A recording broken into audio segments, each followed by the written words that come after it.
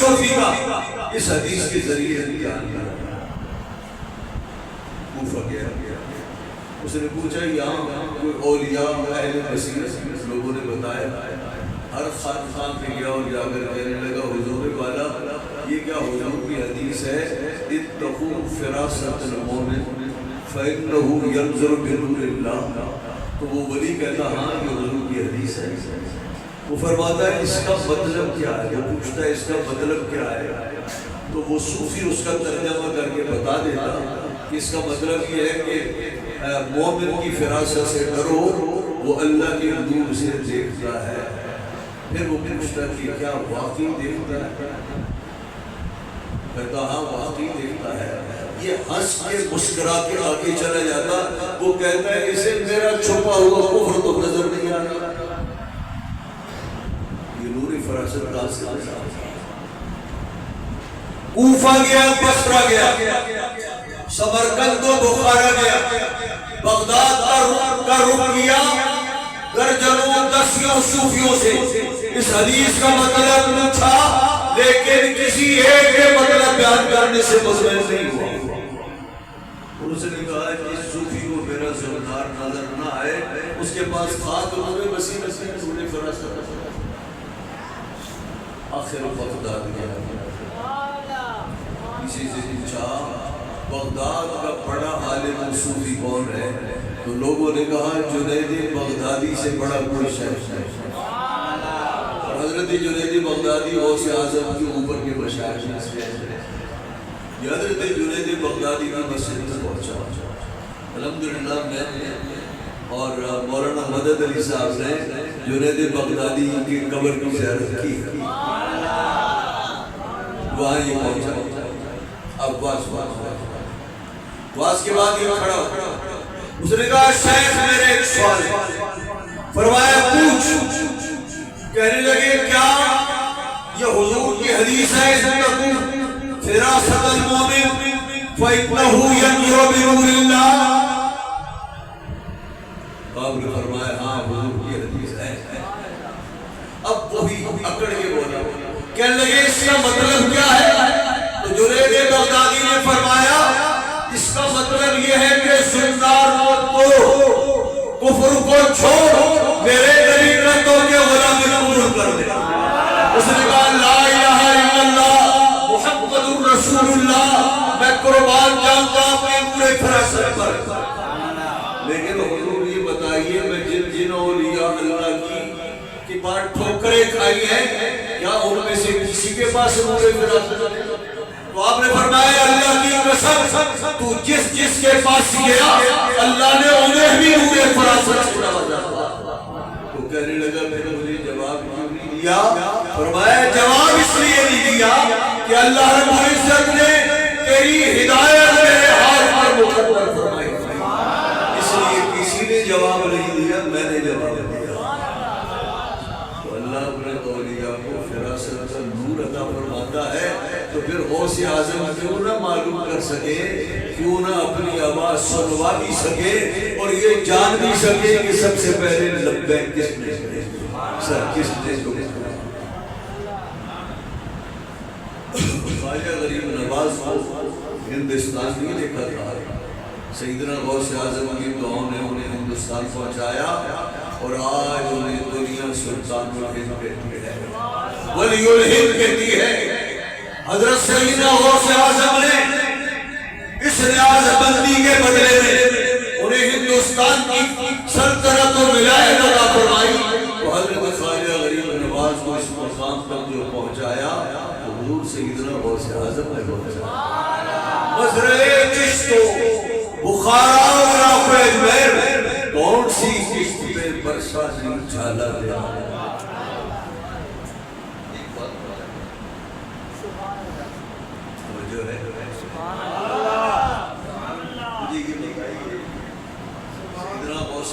کہاں کے تھے؟ ایران کے، ایران کہاں پڑھنے کے لیے گئے؟ بغداد گئے۔ کتنے سال پڑھا؟ 12 سال۔ اور پڑھانے کے بعد پھر تیری مریدی شروع کر دیا 35 سال پڑھایا. کتنے سال پڑھا؟ 12 سال پڑھا، 35 سال پڑھایا، کل کتنے ہو گئے؟ 37 سال. میں آپ سے پوچھتا ہوں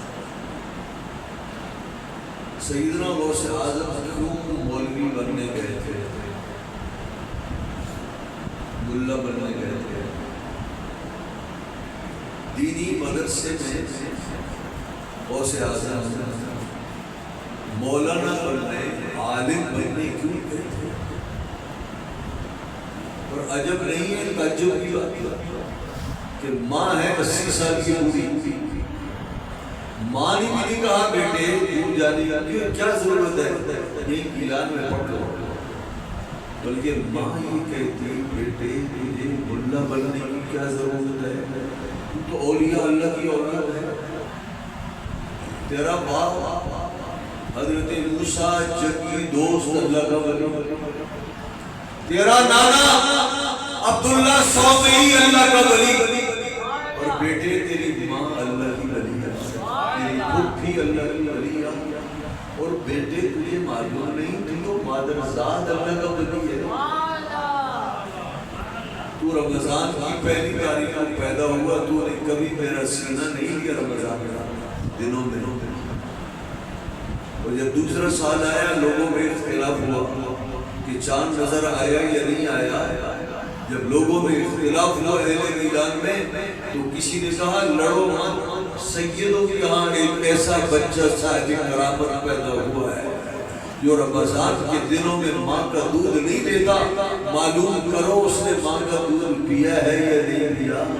پتہ چلا نہیں پیا تو آپ کی اس کرامت کی بنا پر آپ کا سارا قسم روزے سے بیٹے تو اللہ کا ولی ہے، مادرزاد. غوث اعظم سے پوچھا گیا حضور آپ کو کب سے معلوم ہے کہ آپ اللہ کی ولی ہیں؟ فرماتے ہیں میں چھوٹا بچہ تھا، مکتب میں استاد کے پاس پڑھنے جاتا تھا، اگر میں کبھی کلاس میں دیر سے پہنچتا اور جگہ نہ ملتی میں اپنے آگے فرشتوں کو پڑھتے ہوئے پاتا اور یہ آواز سنتے ہوئے پاتا بچوں جگہ دو اللہ کا ولی آ رہا ہے. اس روز سے میں نے سنا کہ میں اللہ کا ولی ہوں. یہ شہزادہ کون ہے؟ مادرزاد اللہ کا ولی، باپ ہے اللہ کا ولی، نانا اللہ کا ولی، ماں اللہ کی ولی. تو ماں کیوں نہیں کہتی کہ بیٹے تو اولیاء اللہ کا بیٹا ہے، مادرزاد ولی ہے، تو مولوی ملا بنتا ہے، اپنے باپ کی مسرت پر بیٹھ جا، پیری مریدی کر، لوگوں کو رسول ہدایت کا سامان پہنچا. توجہ کر رہے ہیں غوث اعظم کی ماں نے کیوں نہیں کہا؟ یہ سوال سمجھ میں آیا؟ ماں نے نہیں کہا بیٹے اور اتنا دور بغداد جا رہے تھا پڑھنے کے لیے، وہ تو مادرزاد ولی ہے، اولیاء اللہ کا بیٹا ہے، ولیوں کا بیٹا ہے، اپنے باپ کی مسئلہ سوال تجھے مولوی ملا بننے کی ضرورت نہیں. ماں نے بھی نہیں روکا، غوث اعظم نے نہیں روکا. معلوم یہ ہوا کوئی مادرزاد ولی بھی ہو تو اللہ رب العزت نے اس ولایت کی راہ میں کچھ ایسے دروازے رکھے ہیں جن پہ لگے ہیں تالے، اور وہ تالے تب کھلتے ہیں جب اس کے پاس علم کی کنجی ہو. معلوم یہ ہوا مادرزاد ولی بھی ہو تو کچھ راہیں اللہ بند کر دیتا ہے، وہ علم یہ بغیر وہ راہیں نہیں کھلتی. سمجھ نہیں آ رہی آپ کی؟ غوث اعظم کے ماننے والوں صرف ساری زندگی لنگر اور 11ویں کھانے میں گزارو گے یا سیدنا غوث اعظم کی تعلیمات کو بھی اپناؤ گے؟ غوث اعظم پر ہمیں ناز ہے ناز، اور یہ بھی ہے کہ غوث پاک قیامت کے دن ہماری شفاعت فرمائے، لیکن صرف 11ویں کھانے سے شفاعت نہیں ہوتی. قیامت کے دن وہ غوث پاک کے آپ قدم پکڑ لیں وہ کہا حضور میں آپ کا مرید، نگاہ کرم فرمائیے۔ غوث اعظم پوچھ لے کہ تیرے مرید ہونے کو میری، تو جواب میں آپ کہیں حضور ساری زندگی میں نے 11ویں شریف کی۔ غوث اعظم اس دلیل کو ماننے کی فرمایا اچھا میرے نام کا لنگر کھانا بھی میرے مرید ہونے کی دلیل ہے؟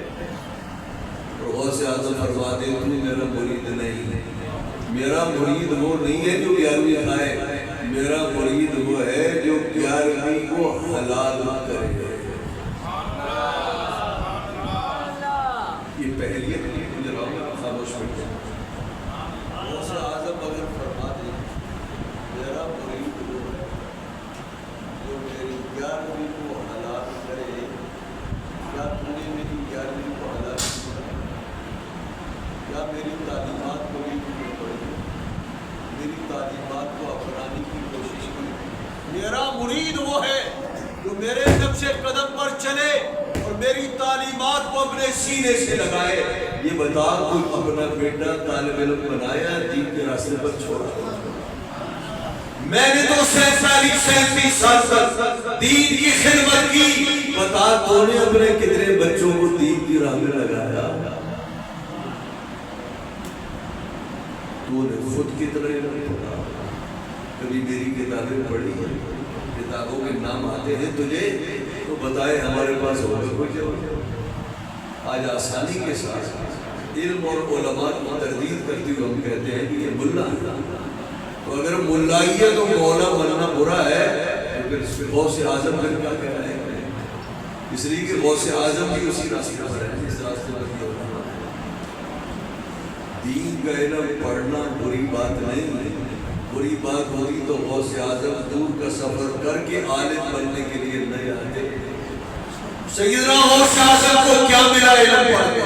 فرماتے ہیں درست علم حتی صرف خطبہ، میں نے دین کا علم پڑھا، اللہ رب العزت نے اس کی برکت سے مجھے قطب الارشاد بنا۔ یہ منصب سے حالت میں نہیں ملتے۔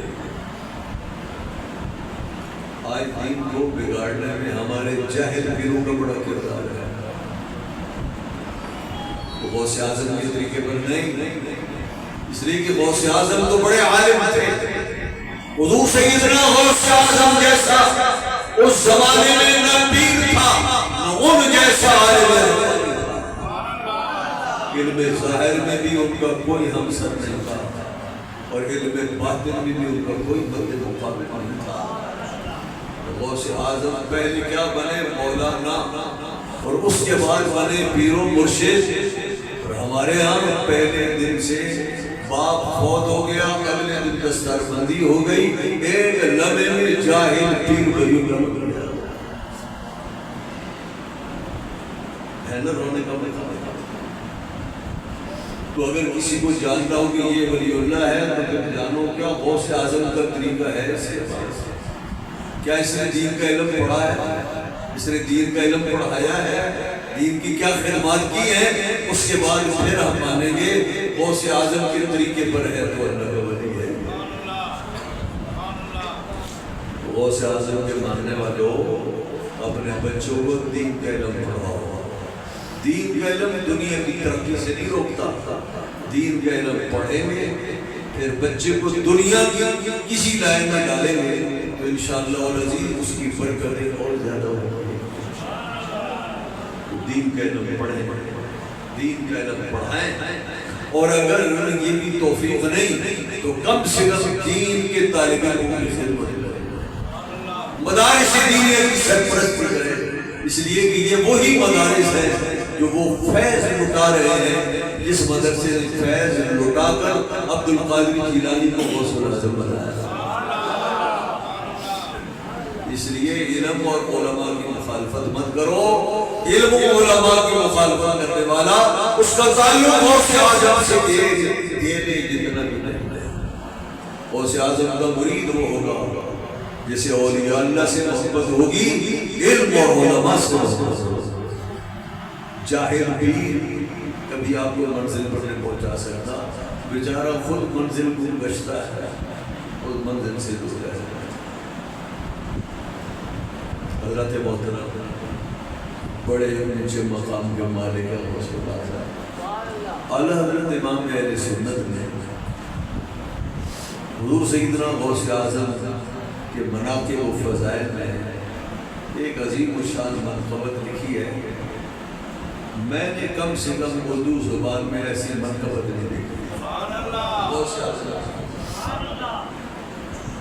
فرماتے ہیں وہاں کیا مرتبہ اے غوث ہے بالا تیرا، اونچے اونچوں کے سروں سے قدم آلا تیرا، اور سر بھلا کوئی کیا جانے کہ ہے کیسا تیرا، اور اولیاء ملتے ہیں آنکھیں وہ ہے تلوا تیرا.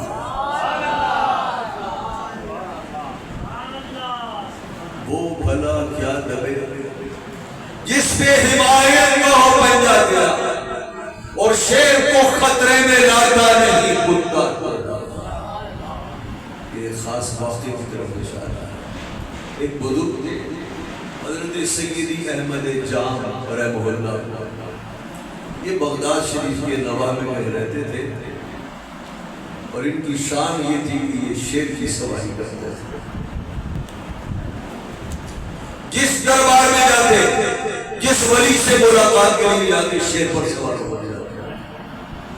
غوث اعظم کے بارے میں اتنا معلوم تھا کہ یہ بھی ولی اللہ ہے، لیکن کتنی شان بلند ہے انہیں معلوم نہیں تھی.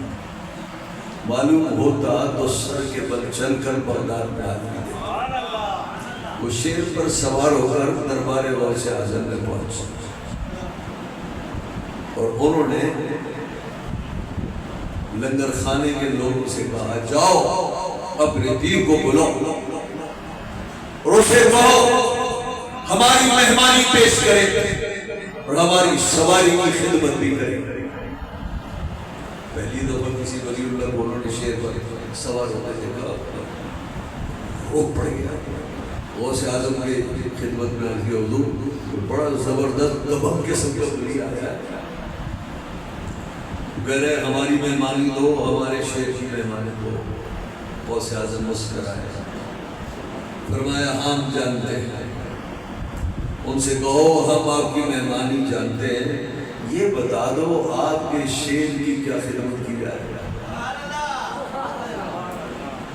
اس بزرگ نے کہا ہمارا شیر روزانہ ایک گائے کا بچہ کھاتا ہے، بچے. اس حالت میں فرمایا بچے کو چھوڑو، ہمارے لنگر خانے کی گائے کھولو اور ان کی سواری کی خدمت میں پیش کر دو. غوث اعظم کے لنگر خانے سے، وہ لنگر خانہ میں نے دیکھا ہے، اس باڑ کو دیکھتا ہوں نا مجھے حضرت ایک قصہ یاد ہے. آج بھی اس باڑ میں بھیڑیں بکریاں آپ کو نظر آئیں. لنگر غوثیہ کے منتظم نے غوث اعظم کے لنگر سے گائے کو کھول کر شیر کے سامنے لے جانے کے لیے اسے لے کر چلتے. لنگر غوثیہ کا ایک لاغر کتا جو لنگر غوثیہ کے بچے بچے ٹکڑوں پر پلا تھا، بہت وفادار جانور ہوتا ہے نا. وہ غوث اعظم کے لنگر کی گائے کے پیچھے پیچھے چل دیا. میں دیکھوں شیخ کی گائے کہاں جا رہا ہے، اس گائے کو شیر کے سامنے کھڑا کر دیا گیا. کتا سمجھ گیا شیر پر توڑ رہا تھا کہ میں گائے پر حملہ کر رہا.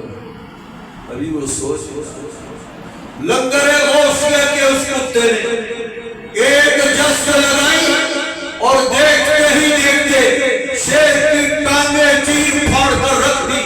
حضرت احمد جان کی چیز نکلی، کہنے لگے سبحان اللہ، جس لنگر کے ٹکڑوں پر پلنے والے کتے کی طاقت یہ ہے، اس لنگر کے مالک کی شان ولایت کیا ہو.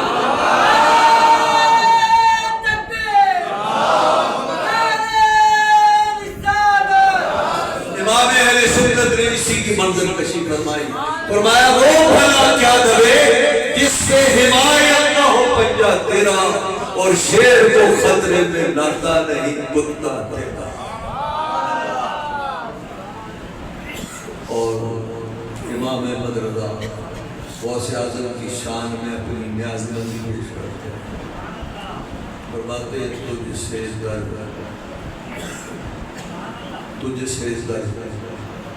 در سے سگ سے ہے مجھ کو نسبت. غوث پاک آپ کی بڑی نسبتیں مجھ تک پہنچتی ہیں. آپ سے قریبی نسبت ہے آپ کے دروازے کو در کرتا اور در سے نسبت ہے اس کتے کو جو در پہ بیٹھتا ہے. اور رہا معاملہ احمد رضا کا اس کی نسبت آپ کے کتے سے. کچھ سے در سے سب اور سب سے ہے مجھ کو نسبت. میرے گلے میں بھی ہے دور کا ڈورا. دور کا ڈورا ہے نا. در سب پھر امام احمد رضا. کچھ سے در سے سب اور سب سے ہے مجھ کو نسبت. میرے گلے میں بھی ہے دور کا ڈورا. اس نشانی کے جو سگ ہے نہیں مارے جاتے. اس نشانی کے جو سگ ہے نہیں مارے جاتے.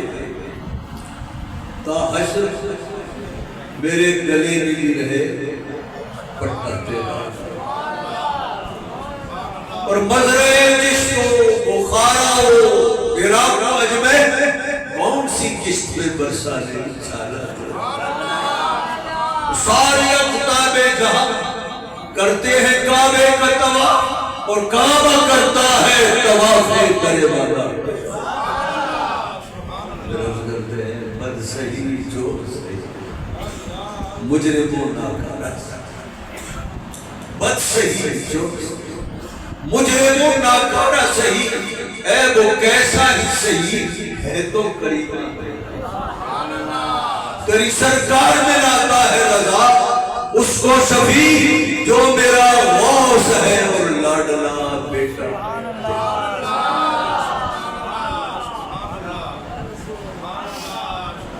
اللہ رب العزت غوثیت مآب کی بارگاہ میں ٹوٹے پھوٹے کلمات کو قبول فرمائے اور ہم سب کو اور آپ کو اللہ رب العزت ہر سال بڑی 11ویں بغداد میں غوث اعظم کے قدموں میں کرنے کی توفیق عطا.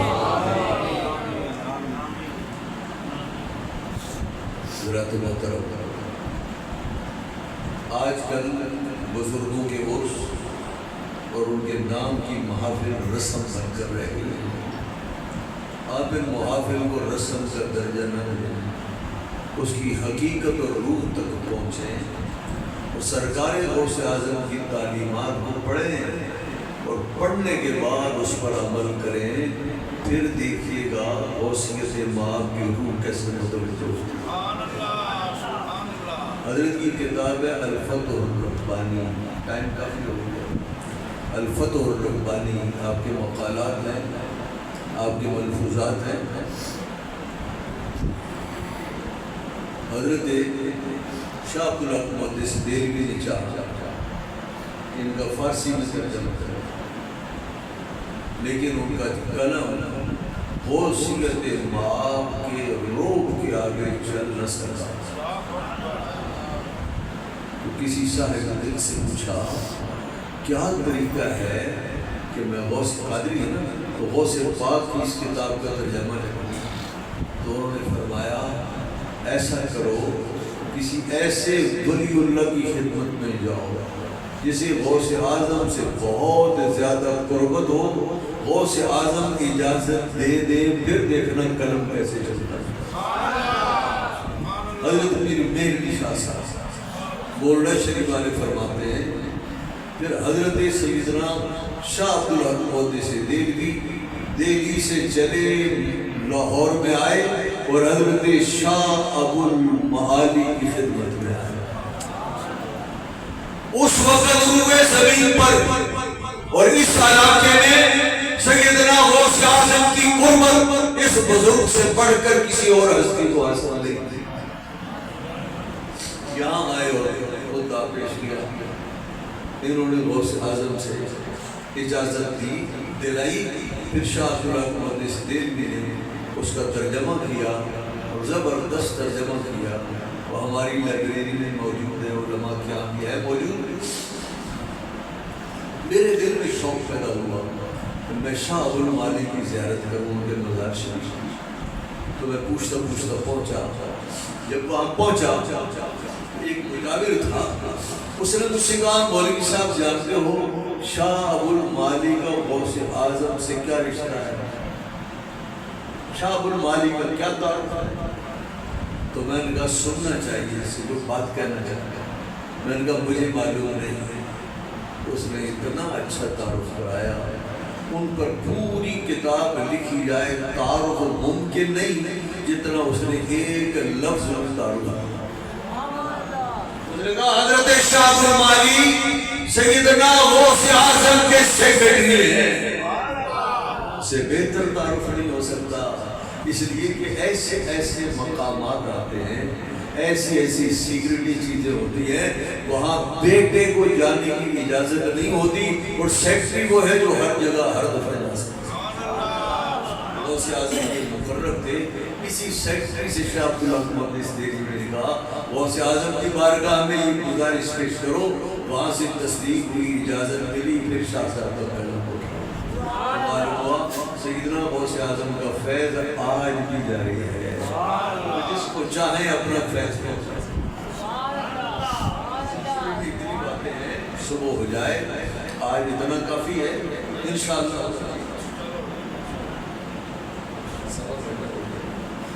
چلے ایک بات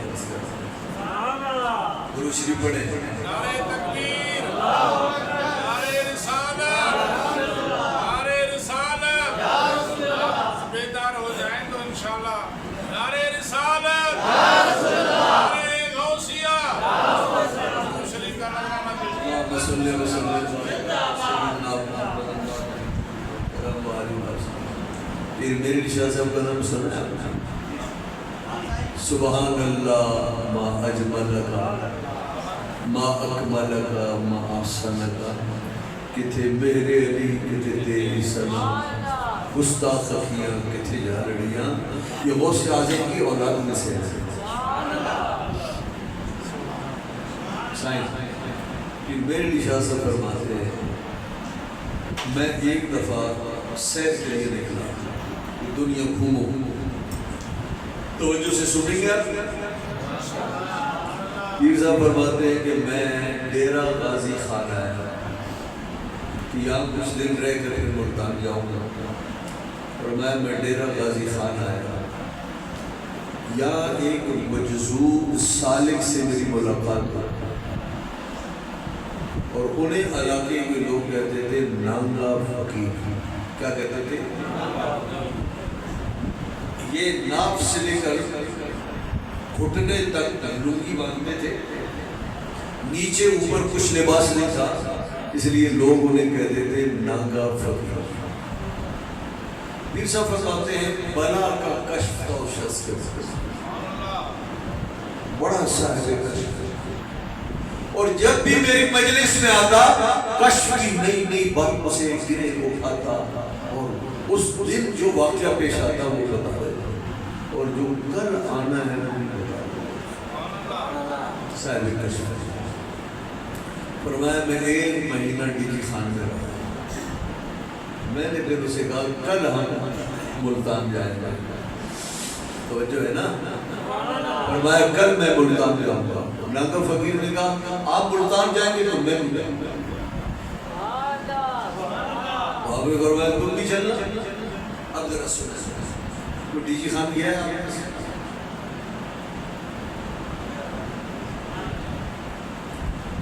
اگر آپ ڈی جی خان جائیں تو ڈی جی خان سے ملتان آتے ہوئے بیچ میں دریا آتا ہے, پل کراس کر کے پھر آگے ملتان کی طرف جاتا ہے. اس زمانے میں کہ پیر صاحب لکھ رہے ہیں ڈیرہ غازی خان سے ملتان جانے کا طریقہ یہ تھا کہ دریا سے کشتی کے ذریعے عبور ہوتا تھا. کشتی پار لگاتی تھی اور وہاں ٹانگے کھڑے ہوتے تھے. لوگ ٹانگوں پر بیٹھ کر غازی گھاٹ اسٹیشن پر جاتے تھے جو 4-5 کلومیٹر دور ہے. وہاں سے پیسنجر جاتی تھی ملتان. یہ طریقہ تھی. پھر میرے نشاہ سرزمین کی سفر کیا. ننگا فقیر صاحب پیر صاحب فرماتے ہیں جب کشتی میں بیٹھے نا اب اس کا کشف جاگنا شروع ہو.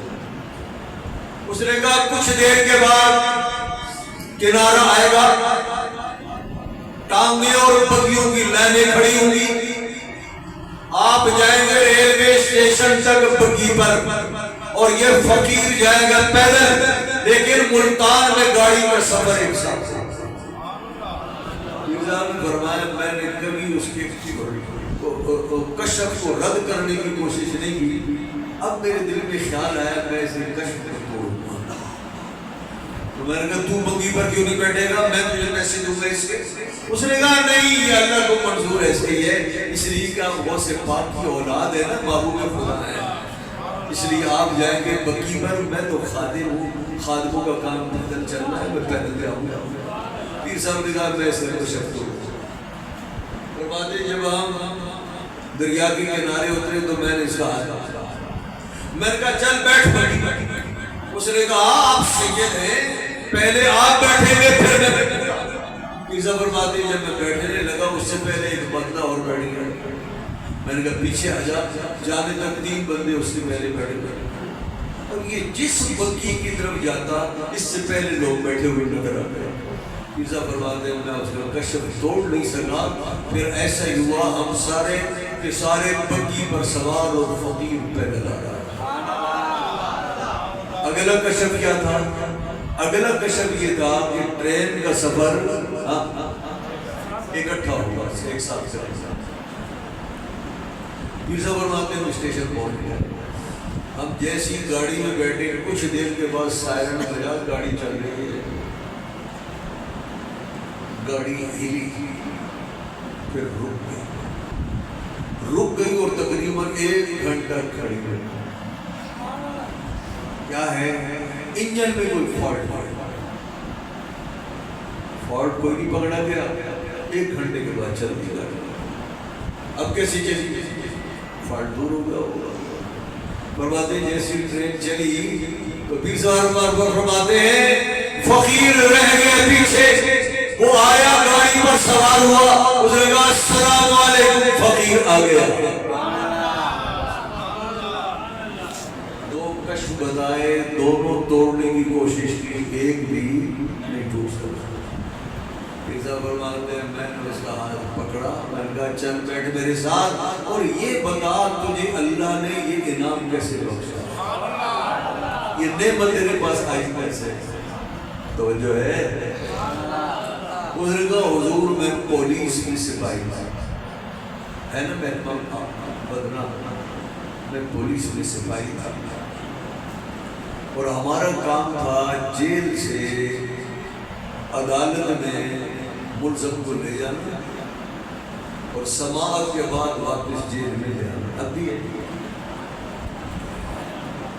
تو کہنے لگے میں اور ایک میرے ساتھی تھا, ہم دونوں سپاہی ایک ملزم کو لے کر جا رہے تھے کورٹ میں. راستے میں قبرستان آیا, تو ایک ٹوٹی پھوٹی قبر تھی. تو شخص نے کہا مجھے فاتحہ پڑھنا ہے. میں فاتحہ پڑھی, لمبی دعا مانگی, تو میں نے چڑھ کر کہا خدا کے بندے اس قبر سے تجھے ملے گا کیا؟ میرا بھی وقت ضائع کر رہا, اور اپنا بھی. یہ قبر جیسے باہر سے ٹوٹی پھوٹی ہے, اندر سے بھی اس کا حال ایسے ہی پڑ رہا ہے. تو بیچارے نے جلدی دعا ننگا فقیر کہتا ہے کہ کیا ہوا, میں رات کو سویا, میری قسمت کا ستارہ چمک اٹھا, میری سوئی قسمت جاگ اٹھی. میں سن رہا ہوں منادی کی آواز, لوگوں چلو غوث اعظم کے دربار کی طرف. غوث اعظم کا دربار لگا ہے, چلو غوث اعظم کے دربار. میں وہاں سے اٹھا اور میں بھی دربار غوث اعظم میں پہنچا. حضرت جس دربار میں بڑی 4 دیواری تھی, اونچی قلعہ نما, اور بڑا پھاٹک تھا, گیٹ تھا, اس کے اوپر ایک ڈنڈے والا بزرگ بیٹھا ہوا تھا, اور جو جا رہا تھا اس سے شناخت مانگ رہا تھا. مجھے لگا تو کیسے ہے؟ غوث اعظم نے بلایا ہے. کہا کسی کو نہیں بلایا ہے, جس کا لسٹ میں نام ہے اسے بلایا, اپنا نام. نام بتایا تو اس نے کہا کہ ہمیں لسٹ میں نام نہیں ہے، جا جا۔ میں نے اصرار کی کوشش کی، قریب تک کہ وہ مجھے مارتا، اندر سے ایک بابا بھاگتا ہوا آیا، اس نے کہا یہ میرا بندہ ہے، اسے غوث اعظم کے پاس جانے دے۔ وہ بابا جی مجھے لے گئے اور مجھے غوث اعظم کی خدمت میں سامنے بٹھا دیا۔ بابا جی نے کہا حضور یہ پولیس مین ہے، یہ بگڑا ہوا آدمی ہے، نگاہ کرم فرما دیں، اس کی دل کی دنیا سنوار دیں۔ بس غوث اعظم نے نگاہ فرمائی، نگاہ فرمائی۔ جب میں صبح اٹھا تو میرے دل اور میرے زبان پر نور کے چشمے جاری ہوئے۔ غوث اعظم سے مجھے ورثہ ملا اور وہ بزرگ مجھے گیٹ تک چھوڑنے کے لیے آیا۔ میں نے کہا بابا جی آپ کا بڑا احسان، ذرا تعارف تو کرائیں، آپ ہیں کون؟ فرمانے لگے میاں تعارف کرا کر کیا کرے گا، قبر تو ہماری ٹوٹی پھوٹی ہے لیکن تیرا کام ہم نے کر دیا۔ معلوم یہ ہوا کہ بڑے سے بڑا بگڑا ہوا ہو، غوث اعظم کی نگاہ آج بھی اگر اس پر پڑ جائے تو اس کی دنیا اور دین دونوں سنوار دیتے ہیں۔ خدا بانا